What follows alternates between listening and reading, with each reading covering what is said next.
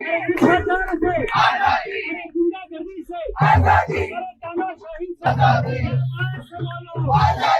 Police की बोलो, प्रशासन की बोलो, अरे हमें चाहिए, अरे हमें चाहिए, तानाशाही से, तानाशाही से,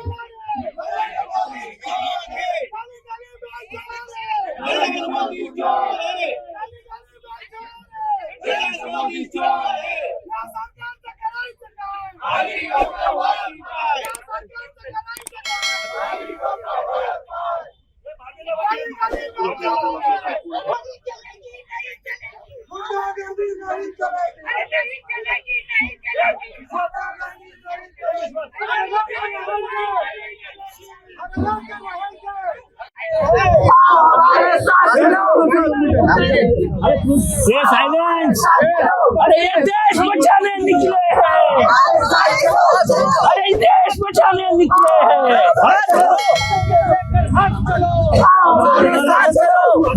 सर, आज आंदोलनावरती लाठीचार्ज झालेला आहे.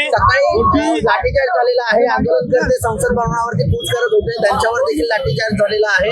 एकीकडे सोनम वांगचुक यांना जबरदस्त. हे बघा, या देशाचा इतिहास आहे की तुम्ही आंदोलन दाबायला जाल ते आंदोलन वणव्यासारखं बसले. जे टायनामन स्क्वेअरला झालं चायनामध्ये, विद्यार्थ्यांना गोळ्या घालण्यात आल्या, तसाच प्रकार भारतात सुरू आहे. विद्यार्थी कशासाठी भांडतायत? पेपर लीकमुळे त्यांचं आयुष्य उद्ध्वस्त झालंय. आज MPSCच्या घोटाळ्यामुळे लाखो आपल्या ग्रामीण तरुणांच्या जवळजवळ ते मृत्यूकडे ढकलले गेले. आता याच्या विरुद्ध बोलायचं नाही का? तो बोलला की देशद्रोही, असं नाही होत. त्यांची मागणी योग्य आहे की कोणीतरी जबाबदारी घ्यावी पेपर लीकची. पुण्यामध्ये पकडले गेलेले सगळे टीचर्स कोण आहेत? ते काय त्यांची आडनावं?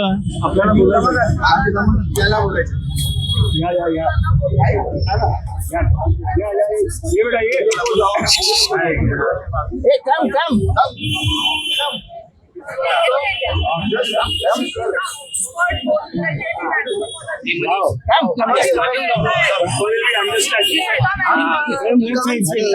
ही ऑक्सफर्डची विद्यार्थिनी आहे.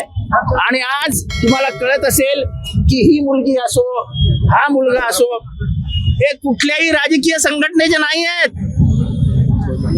ते स्वतःहून सामील झालेत. आणि तुम्हाला याच्या पुढे हेच दिसेल की अराजकीय लोक हे राजकारण उद्ध्वस्त करण्यासाठी येणार आहेत. ही राजकीय परंपरा उद्ध्वस्त करण्यासाठी येणार आहे. जे जे लोकशाही विरुद्ध असतील, जे जे आंबेडकरांच्या संविधानाविरुद्ध असतील, त्यांना ही जनता धडा शिकवेल. सगळेच आंदोलन दाबण्याचा प्रयत्न होतोय. आणि आज देश एकवलाय, देश एक होतोय. या सरकारसाठी हे चांगलं नाही. या सरकारची दडपशाही थांबली पाहिजे. या सरकारची लोकशाहीवरचे हल्ले थांबले पाहिजेत. एवढीच सर्वसामान्यांची इच्छा आहे.